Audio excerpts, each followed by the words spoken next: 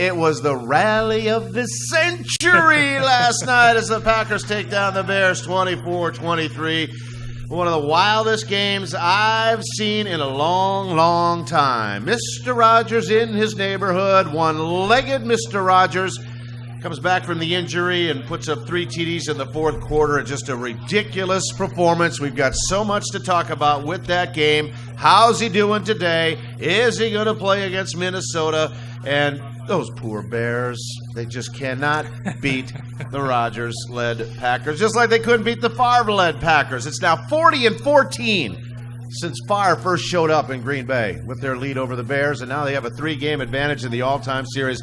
Fantastic show last night. We got a great one tonight alongside, as always, to help us through, Matt Z. Hello, Matthew. Hello. Well, finally, we have settled the argument. Who is the better quarterback? Aaron Rodgers, Mitch Trubisky. Finally, it's been settled. Definitive. By a hair, Aaron Rodgers. Yeah, by a nose, I would say. Man, what a difference it takes to have experience and a lot of talent. Yeah, no kidding. Rodgers, 4 years, $134 million, $33.5 a season. Yeah. Khalil Mack, 6 years, $141 million. I tweeted after the game, your early front runners for your league MVP is Rodgers, and your front runner early for defensive MVP is Khalil Mack. He had the fun in the first half. Rodgers has his in the second. And to tell you the truth, when people say, why did the Packers pony up and get this guy? Just think what he could have done. I'd rather the quarterback than a pass rushing linebacker for that kind of money. I would. It's a quarterback league. It's not a sack league. But yes, pressure on lesser quarterbacks can really make a difference. He made a difference early, but it was against a lesser quarterback. He's getting after Deshawn Kaiser, for heaven's sakes. Yeah, no, absolutely. I mean, yes, if Khalil Mack would produce a fumble recovery, sack, interception, touchdown every week, all right, give the man his money. He's good. But he's not going to have that impact every single game. He's a hell of a player, and there was so much concern. Was he going to be ready? How's his body going to hold up? Is he going to have to get rust off? But it did not hold up. Second half, he was a little gassed. Dialed up the no huddle, spread it around, get rid of it quick stuff when Rodgers was basically a Lynn Dickey-esque statue back there. He tired out. So outside of Aaron Rodgers, obviously he's the player of the game. That no question there. Who's the guy that would have got it if Rodgers was out that second half? Who's another guy that stood out for you? Stood out for me? He stood out for Mike McCarthy today. That was Kentrell Bryce. Granted, the defense got out to a shaky start, but this guy was all over the place. 9 tackles to lead the way, communicating a defense that we have not seen. Did you see the starting lineup? Yeah. 3 safeties, 3 corners, 2 outside linebackers, 1 inside linebacker. Very unusual setup to try and thwart what the Bears have been scheming, and that's the other thing that drove me about this game. Within minutes of the first touchdown that Trubisky scored to make it 7-0, I'm getting tweets, #FirePetten. Good Lord, people. Oh, stop. No, I'm not kidding really? you. Yes. Yes, it's the same old. New name, same D. But first games are like preseason games. I've been saying this for years. And against a team that has Matt Nagy takes over the Bears in January. He spends January to Saturday night scheming the first 15 for the Green Bay Packers with things that they haven't even shown in preseason. And it was really good. It was effective. Run Howard against the 3-safety defensive front, get Cohen in space, move down the field, convert a couple of third downs, get a couple of defensive roughing the passer penalties along the way, and all of a sudden you're in business. Took the Packers 2 series, for that matter, to figure it out, but from that point on, they got a defensive touchdown and another field goal, and that was it. Whoever sent out the #FirePetten should be banned from Twitter.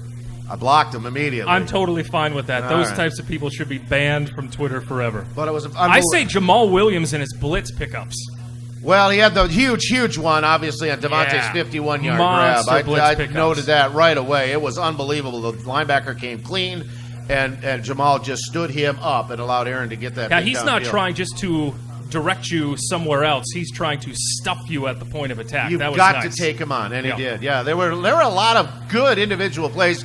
Obviously, great place for the quarterback, Yeah. but Allison goes laying out for the touchdown. It was funny that it was an Allison series, and then because he caught the 3rd and 14, 15-yarder after the grounding penalty, and then finished it with a touchdown, their first of the day. And then it was an Adams turn, the 51-yarder right before his 12-yard, and then it was the Cobb on really the one-play drive. They went 2 incompletions and then hit the 75-yarder to win the ball game. Yeah, no, Rodgers was fantastic, obviously, with everything he was dealing with that knee, but you still have to have playmakers catching that ball. No and kidding. You're right. Toronto makes a hell of a catch. Devontae, just that effort to get into the end and zone. For all and the, Cobb. and for all the attention Jimmy Cram has gotten this preseason, and I still think it is warranted, there will be games when he is the 8 for 95 and 2-score games. Just didn't happen last night.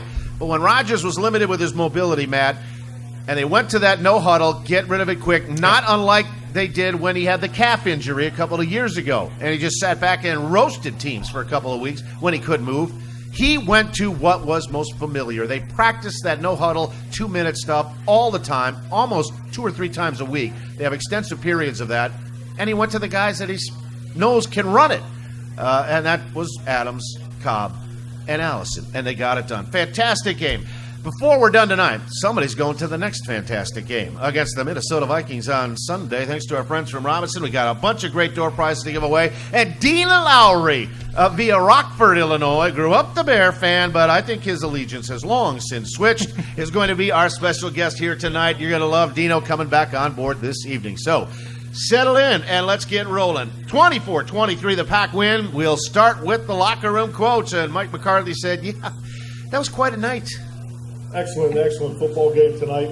I just can't tell you what a great atmosphere it was at Lambeau Field. Our fans were tremendous.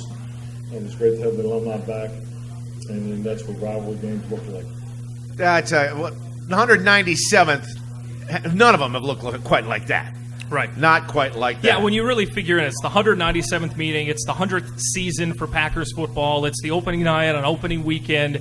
I know that it was a nail-biter and there was hesitancy with Rodgers and his knee, but the way that thing finished, did you really want it any other way? I mean, it just seemed like it was going to have that historic ending to it. It sure did. Well, that 197th was a painful rivalry debut for Bears head coach Matt Nagy.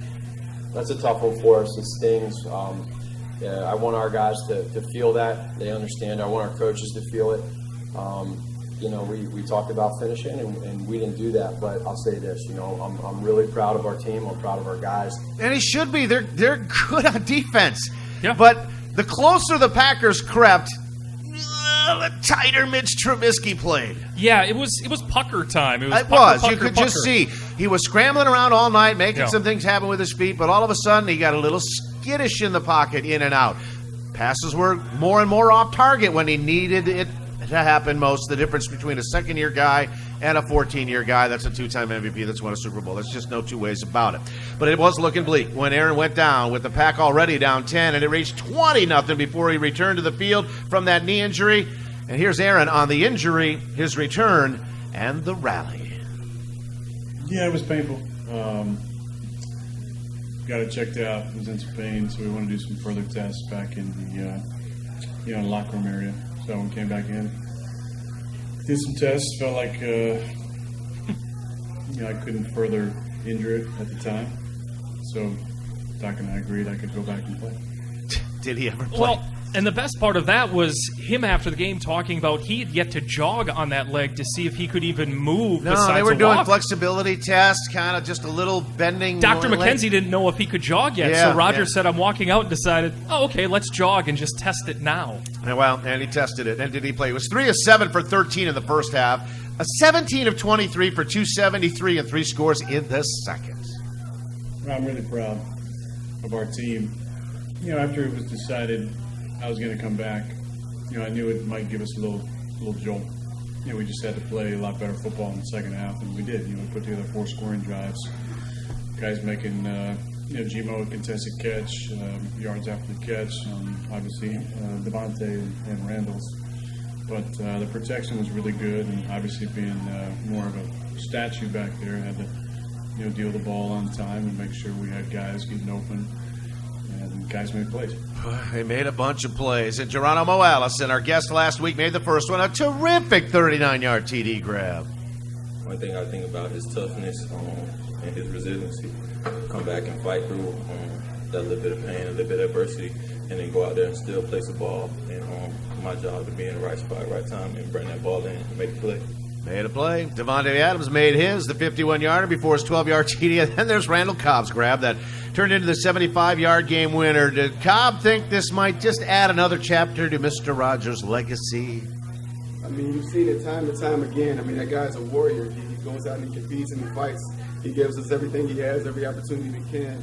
And, I love seeing just the fact that, he come back out there and play the way that he did in the second half. And give credit to Ty Montgomery on that play. Hustling down and got a block right at the goal line, allowed Cobb to cut back in. He was looking for 30 yards for someone to run into. He ran into someone. I know. He got a block at the end, allowed Cobb to cut back in. Who knows? Yeah. And fittingly, it was Mack who made the last ditch attempt at his legs at the 2-yard line. It's a fair weather day. The garage door's even open here today. Beautiful here. View. But let's not be fair weather fans, and we cannot gloss over the first half, where the newest monster on the Midway wreaked havoc. Brian Balagon, Khalil Mack dominating that second quarter, but going a little quiet in the second half. And that's the way games go. You know what I mean? Especially against guys like that, against big-time pass rushers, it's kind of a chess match. Especially a guy like him that's very smart, very technically sound. I mean, there's going to be things that he does well and executes, and you have to combat those things and find ways to counteract what he's doing. They found ways, but it took a while. And there's a difference between getting the ball out in 2 seconds, 2.5 seconds, compared to 4 seconds, 4.5, 5 seconds. I mean, you can limit any pass rusher when the ball's out in 2 seconds. And I think we kind of found out. All right, who's going to win the quarterback number 2 battle this training camp? Brett Hundley versus Deshawn Kaiser. Does it make a difference? It really didn't. Kaiser did not look good. Packer D gave up 10 points in the first 2 series. It almost gave the Bears a shot at a comeback of their own. They needed not 1 but 2 fourth-down stops. The first one negated on Clay Matthews' really, really bad penalty. Yeah, it was just, I think I was just coming on the backside. And, I'm really kind of beating myself up over that because that's not a mistake that I generally made, especially on 4th down. I think last year they might have given me a nice warning, but it's changing this year. I had my iPad charged and ready to turn in tomorrow to Goody, so I'm glad Nick bailed me out.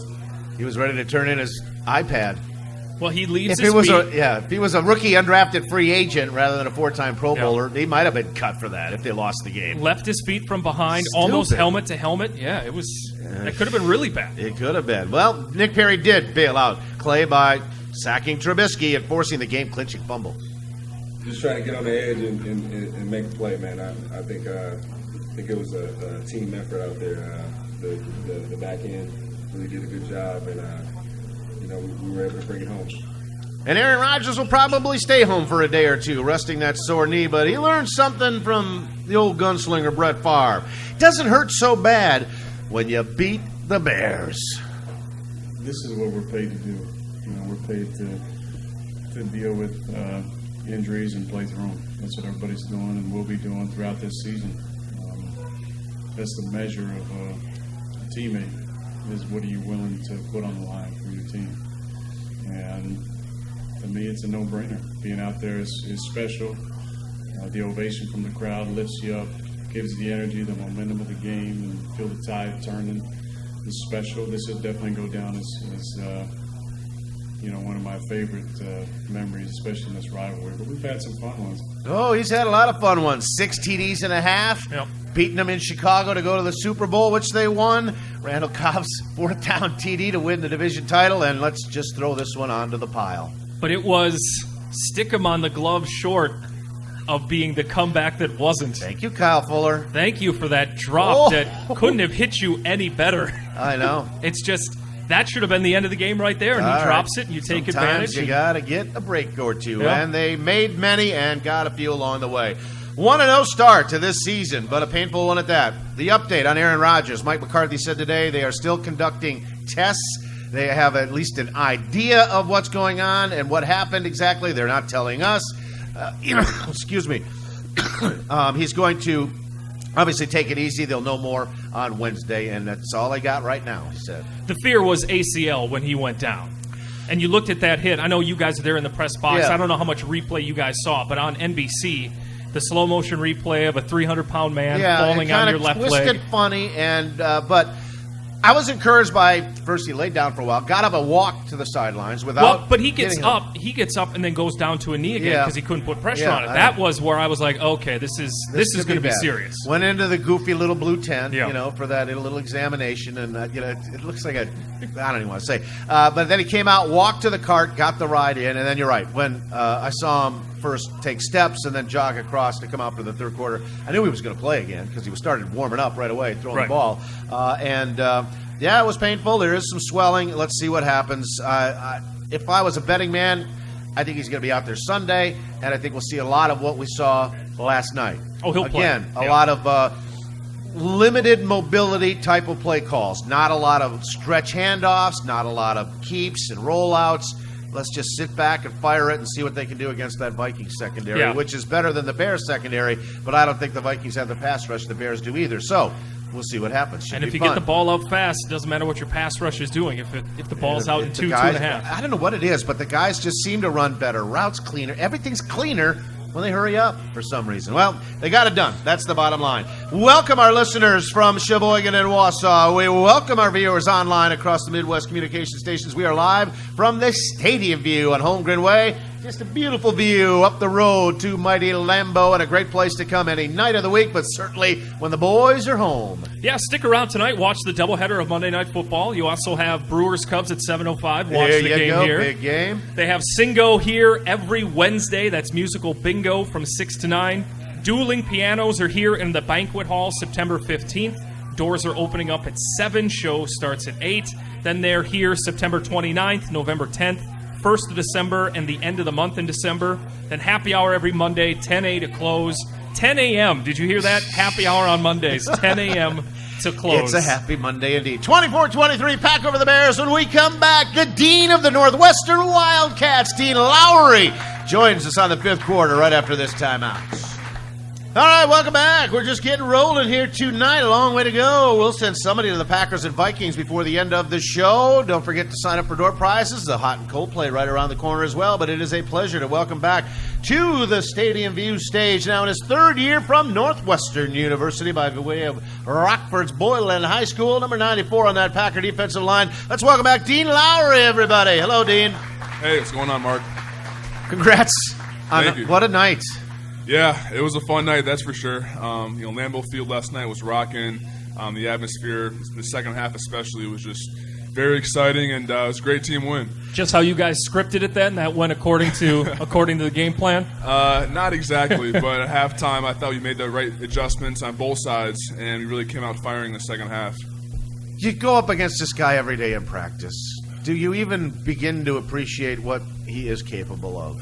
I don't think so. I mean, every day in practice, he makes these throws that are just incredible. And Do you remember that one in you see camp, it. that no looker to the corner of the end zone? it was like in 2 minutes. He was like throwing across. That was his a 2-minute body, drill? Yeah. like 50 yards in the corner of the end zone. But I mean, he's remarkable. And I think it gives us confidence, in the defense too, because at halftime, we were down by 20, whatever it was, and we knew that if we got a few stops, the crowd would get back into the game. Aaron, if he went, would give us a chance to win. So just having him on our team gives us confidence, to go out there and get a few stops to get things rolling. If there's snaps and there's time, there's belief. That's right. Yep. There's no question about that. When did you guys know that Rodgers was going to go in the second half? Not until when he came back onto the field. We didn't know who was going to be the quarterback, and then we saw once he was jogging back onto the field, the crowd went crazy, and I was like, all right, here we go, he's back. So it didn't really affect our our mentality in terms of just how to get that stop, but I think having him out there definitely helped. Yeah, McCarthy said he didn't even know. Yeah, we didn't know. So it was until Aaron kind of come up to him and said, I'm back in. Yeah. So It's away a they tough go. guy. Yep. How much do you hate unscouted looks? it's tough, especially at those first 15 plays for them. We call them scripted looks, which really were unscouted looks. So a lot of that was kind of new formations, new personnel. The tackle splits out wide. Yeah, exactly. Good yeah, Lord. What? That's my first time seeing that. So it was a very creative offense per se, but I think. At halftime, with Coach Patton as new D coordinator, we made the right adjustments, and I thought we shut them down in the second half for the most part. Is it just me, or does it appear, Dean, that, all right, once they get beyond the script, then they kind of go into what you know, how they run things, what you have seen through the preseason. And all of a sudden, you weather the storm with all of the communication stuff that has to go on in that first series or two. And then I think Kentrell told me today in the locker room, we get through that, and then we're just playing ball. Right. I mean, there's always runs that you expect, like, those power plays and outside zones and, inside zones. But that very first play of the game, they had, like, a T formation in the backfield. Yeah, I know. Like, the guy's line was like, whoa, what is this Sid right here? Luckman? It's like old-school football right here. But, I think, after that, we made the adjustments. We moved on. It was great. You mentioned Mike Pettin, the new D coordinator. What do you like about him the most? What are some of the changes that excite you? Talk about his defensive schemes.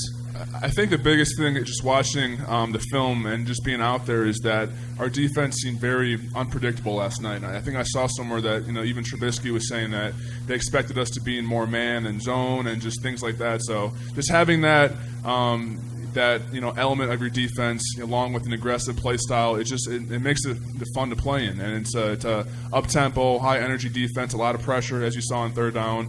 And I think everyone has bought into it, and it's really working well so far. Very curious. Now, I know Oren Burks is on the shelf, Antonio Morrison and Kyle Toomer or Corey Toomer are brand new to this thing, but Jermaine Whitehead coming into the box, and you're going 6 DBs, one, maybe two down linemen in a lot of sets. What's that all about? That's more week-to-week thing. Chicago is more of an 11 personnel team, so a lot of it was using more DBs back there. And he said, for our defense, we're going to play with a light box a lot of times. So it's on the guys up front to have, play to our strength of our team. Really, is our D-line, the guys up front. So he kind of put it on us, and I thought for the most part we shut the run game down and got some good pressure. Howard leaked out a couple.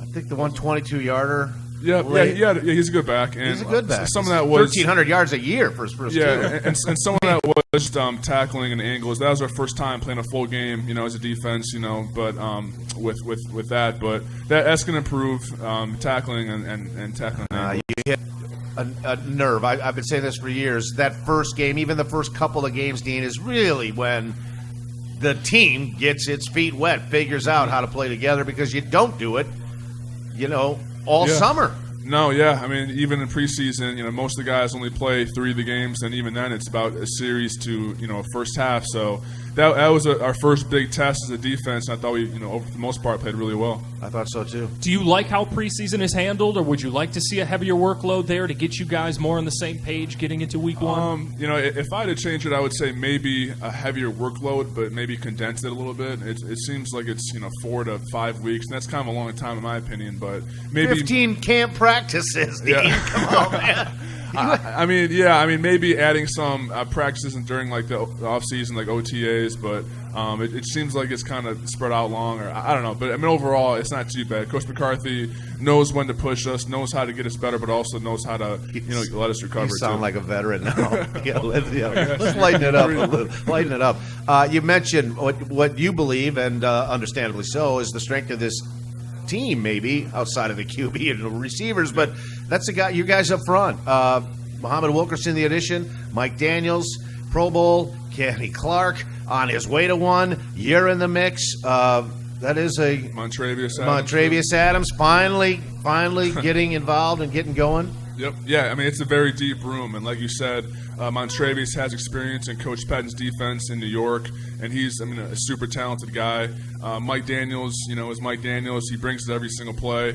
And Kenny is an emerging star in the NFL, so along with the guys on the outside with Clay and Nick and Reggie getting outside pressure too. So that has to be our strength as a team to really affect these quarterbacks, and our defense is built to really make it tough on the elite quarterbacks in the NFL. And if we can get pressure and have those guys in the secondary cover as well as they did, we're going to be a tough team to beat. Trubisky was bolting a lot. You guys were chasing him, that's for sure, flushing him. Yep, that's for sure. And I think also with play style, we had really good pursuit too, and I think we do a good job of keeping guys fresh in there and making sure that when we're out there, we're really giving it our all. So what was the buzz on the sideline when Rodgers went down? It wasn't. It was just very quiet, very still. Kind of how the crowd was. And things weren't going our way, and defensively or offensively too. So it was one of those moments where it was a gut check, and we knew that it was a turning point, in the game. and really was a big part of the season, how we would respond after that. So, luckily, Aaron came back in the game, but, I think, hopefully we would have had the same mentality if he wasn't. Did your thoughts go to U.S. Bank Stadium at all? A little bit. Flashbacks? I was just like, oh, man, just everything is not going our way right now. But that's how, these games are in the NFL. Things are it's a roller coaster at times, and that's just you got to keep fighting through the adversity of each game. Was anyone trying to listen through the thin blue tarp walls underneath the tent trying to hear anything? What were they were talking about? Yeah. No, it was, it actually was quiet at that time, but no, I don't think so. I think guys were just kind of making sure that, he got up walking, which was good, and we know that we have really good medical staff, too, to help Aaron out. And a game like this is so many ways, other than Aaron coming back and doing what he did, but you guys surviving the 10 points in 2 drives and surviving 2 fourth-down stop drives at the end. You can get a lot of mileage off that kind of a game, man.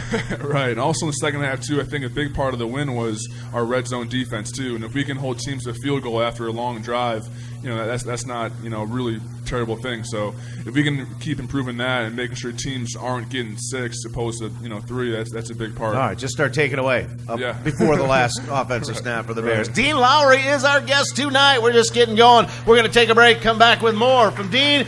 And when we return, we'll look for the hot play of the day. We are live from the Stadium View. The 5th quarter is back after this timeout.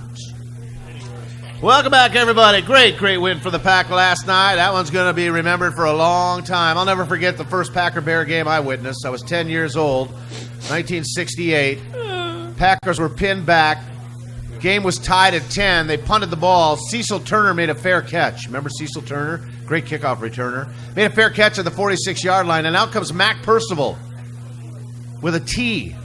And they put the ball on the 46-yard line, put the ball on the tee, and with no rush, he kicked it through the uprights for a free kick field goal. I didn't understand the rule. What the hell were you doing? How old were you? 10. 10 years old. And the Packers lose 13-10 on a free kick. I cried all the way home. And I think that rule's still on the books. If you make a fair catch in the last couple of minutes. Your dad didn't tell you to man up and wipe away the tears? No. He was crying too.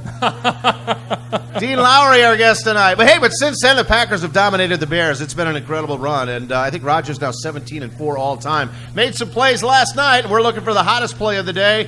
It's time to play our game from Robinson's, and here's how it works. You guess the play, you get a prize tonight. You also get qualified for a grand prize at the end of the year, a pair of indoor clubs to see the Packers and the Kitty Cats in the regular season finale. Marcy is up first. Marcy, what do you think?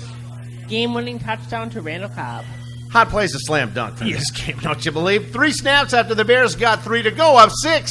The Rodgers to Randall combo made it the play to remember. 2:29 to go. Rodgers shotgun, 3 receivers right, 1 to the left. Snap to A-Rod. What a ridiculous Rushes play. on. Has time. Looking. Throws. Middle. Yeah, they're fixing him nice, aren't they? To the 50.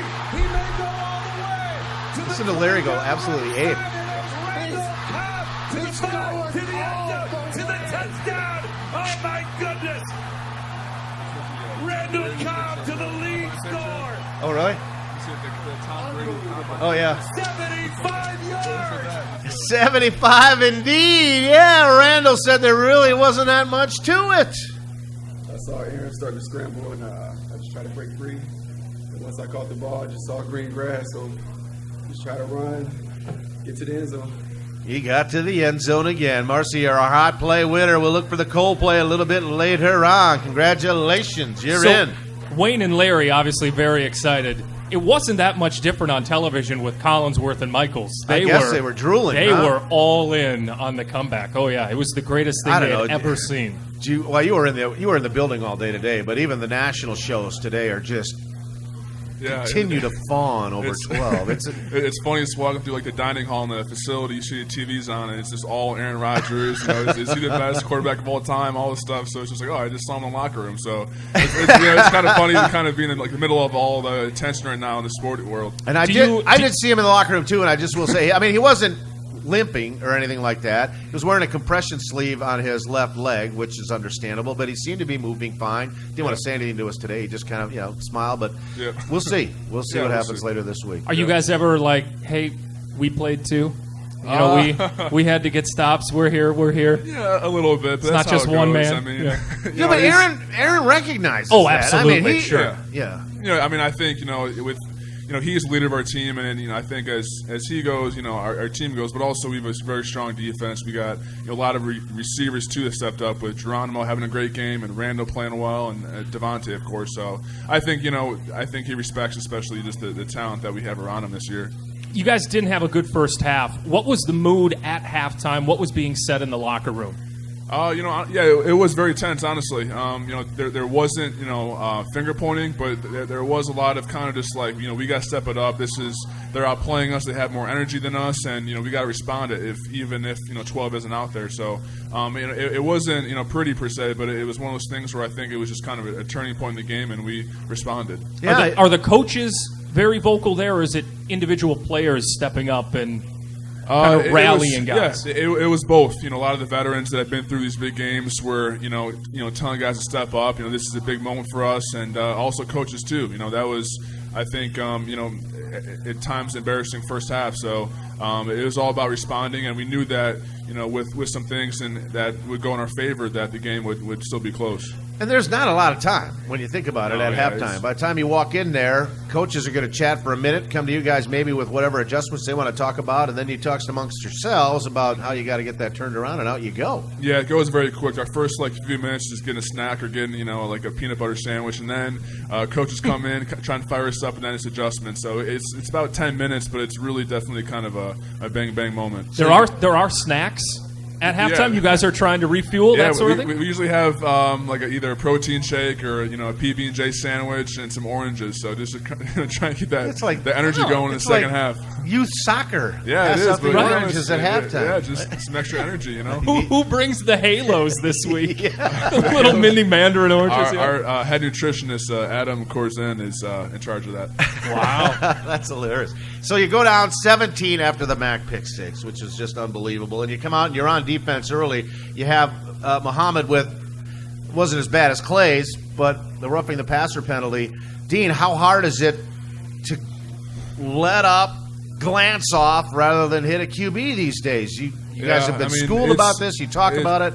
It's tough, you know, and also in practice we don't have the opportunity to hit the quarterback, obviously. So it's more of like a game, you know, thing you just got to feel for. But also, I mean, it's a split-second thing, and it really is tough, you know, to try and differentiate between, you know, making sure we're making our presence felt with the quarterback, and also, you know, making sure it's a legal hit. So I thought that one was questionable. It was actually a great pass rush on his part. He got really good pressure on him, but, you know, it's the NFL today. We got to be aware of it and be smart players. And then they came out. They converted a big third down on that opening drive. Kevin King looked like he had Cohen on the screen, and then Cohen goes into a little Wildcat snap. Remember that play? Yep. You know, that really didn't fool anybody, and that was the first of your red zone stops, which led to a field goal. And I think, okay, 3's way better than 7. I know it's 20, but now Aaron's back.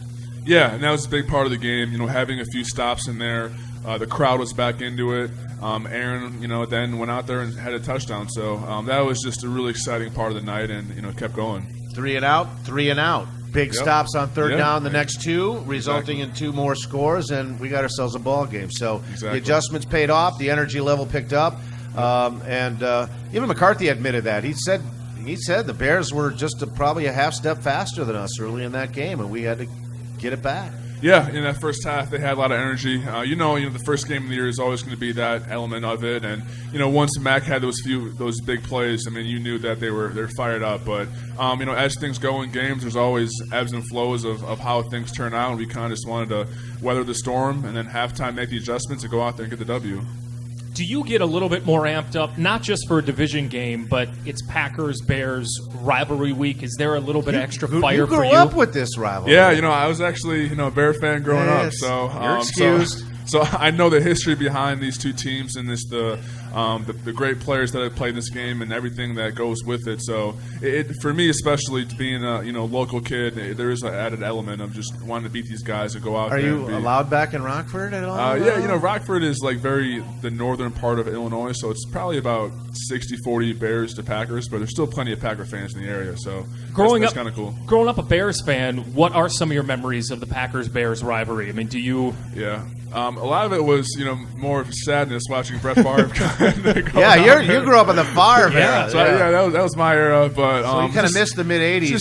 Stuff, just a lot of the great players: Favre, Ahmad Green, Bubba Franks, and against Urlacher and those guys and those Bears defenses. So a lot of those battles, even in the 2010 year, the NFC Championship game. When Aaron came back that year to play in that game, and just a lot of great memories of just watching great games, and not to be a part of it is pretty special. I bet it is. Dean Lowry is our guest tonight. We'll finish up with the Bears and look ahead to the Vikes when we come back. I'm all choked up about that one.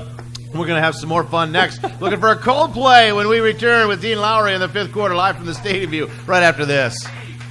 All right, welcome back, everybody. Yeah, that was our selfie break here with Dean Lowry, our guest tonight after the Packers beat the Bears 24-23. We had a hot play winner. Now time to find our cold play winner. Brought to you by Robinson's. Let's get somebody qualified for the end of the year prize. Chilly one last night. Larry is up first. Larry, what's your guess? Khalil Mack's interception return for a touchdown. You talk about two slam dunk plays. I don't think we've ever had easier ones in a wild game like that. Yeah, it's a no-brainer. Already down 10. Aaron Rodgers was already down. Deshawn Kaiser allowed Khalil Mack to become an instant legend in Chicago in his debut. Third and 19. And this time he's going to go down. It's going to be picked off by Mack. Mack with the interception. And Mack will take it all the way in for a touchdown.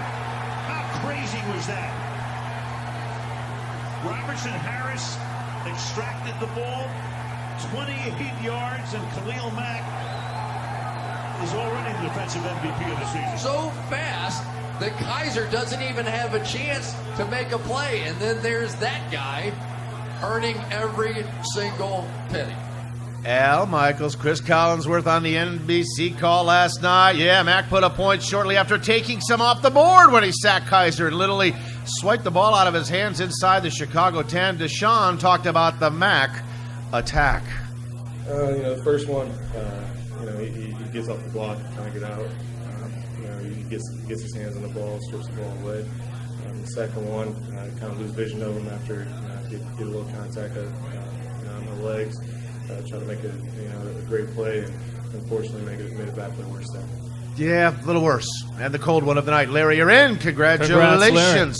Did you know that Chris Collinsworth's kids roomed with Deshawn Kaiser at Notre Dame? I did not. We found that out on the broadcast. Well, isn't that special? He wanted to disclose that just in case he was actively cheering for Deshawn Kaiser on the air. He just wanted everyone to know. I'm not supposed to cheer for him, but I'm rooting for him. Were you surprised at how disruptive Mack was, having not taken even a rep until this past week? Yeah, I was a little bit. I knew how good he was as a player, but to be that disruptive in the first half, to get a sack and then a forced fumble recovery and then the interception, that's a pretty loaded first half. That's not unlike your game against the Bucs.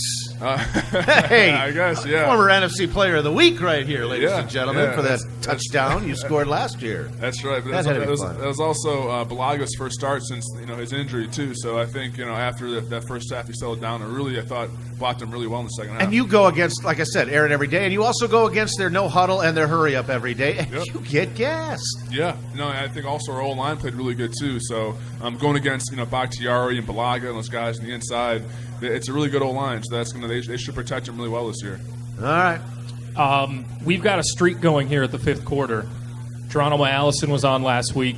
He scored a touchdown last night. So next week against the Vikings, it's on you now. All right. It's on you to keep this streak going. I'm not saying you never know. I'm not saying you have to split wide in an offensive set, but interception, fumble return, it's on you. I had one last year, so right? Hopefully this could be the week. Hey, don't ruin this. There's no fullbacks on the roster either. Huh? You never know. Yeah, that's right. Huh? Yeah. Yep. Why not? About the Vikes, a 1-0 team that beat the 49ers. They got after the 49ers $1 million baby, Jimmy Garoppolo, for 3 picks and a pick 6. You won't have to worry about that defense, which is awfully good for Mike Zimmer, but you will have to see Kirk Cousins again on a different team. Dalvin Cook is back. They've got some weapons in Rudolph and Thielen and Diggs. This is going to be interesting. Yeah, I haven't watched too much film on them yet this week, but just off of last year, they have a really good, run game. It starts up front. They're a team who wants to run the ball and play defense, so that's kind of their identity. So D-line, we got to step it up and play even better against the run. But Kirk Cousins is one of those guys who he makes all the throws. He's very effective when he has time back there. So we got to get pressure on him. That's a big key to the game. And they have what you had for 3-4 years in a row, and that's the North Division Championship hats. Yeah, that's right, and it's also in the back of our mind. Also they're also the team who hurt Aaron last year too. So I think that as of right now, they're our main rival in the NFC North, just off of how well they played the past few years and just their defense and their pride and how they play football. You're not looking at getting revenge on Sunday, are you? And you're not. We'll see. I mean, they got us twice last year, so. I mean, legal revenge, right? Legal revenge, nothing right? Dirty, nothing. Right, just clean football, and nowadays with everything being that called, was so. obviously Anthony Barr's play, which is now illegal. You cannot throw a man into the ground and the Rodgers rule. Yeah, it's really kind of the Rodgers rule to protect the QBs. I think it's best for that to really kind of be in effect, and just because we got to protect our quarterbacks, it's really a quarterback-driven league. So to have more rules around that, I think I'll admit that it's probably best for football. So for you yesterday, it's a Sunday night football game. You got a lot of time before you guys actually get to kick off. There's a couple of rounds of games before you. Yep. What are you doing to pass the time? Just trying to keep maybe the butterflies down, getting yourself even keel throughout the day. Yeah, that morning we usually have meetings and a walkthrough. We'll watch the film from practice from that previous day.